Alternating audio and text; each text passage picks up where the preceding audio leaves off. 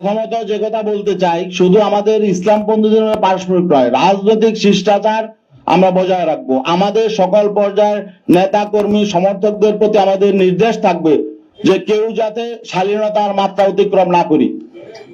আমরা শুধু জামাতে ইসলামী বা অন্য কোনো ইসলামী সংগঠন কেন, আমরা বিএনপি, আওয়ামী লীগ, জাতীয় পার্টি বা যে কোনো রাজনৈতিক দল, কোন রাজনৈতিক দলের বিরুদ্ধেই শিষ্টাচার বহির্ভূত কোন রকম আচরণ আমরা করব না এবং আমরা শালীনতা বোধ বজায় রাখবো। এটা আমাদের নির্দেশনা সবসময় আছে। আমি বলবো যে আমরা যাদের সাথে ছিলাম এদের প্রতি আমরা অশ্রদ্ধা করব না, তারাও যাতে শালীনতার মধ্যেই থাকে তাদের প্রতি আহ্বান জানাবো। আরেকটা বিষয় হলো, আপনি বলেছেন যে ওয়ান বক্স পলিসি ঠিক আছে কিনা। আমাদের তো ইসলামের পক্ষের ওয়ান বক্স আছে, সেটা তো আমরা বলেছি।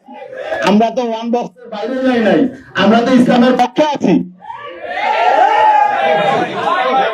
এবং 300 আসনেই সেটা থাকবে। আপনি বলছেন 32টা কারা থাকবে, সেটা আমরা দেখবো। আমাদের নীতি আদর্শের সাথে যারা একমত হয় ওয়ান বক্সের সেই ফর্মুলা যারা আসে তারা থাকবে।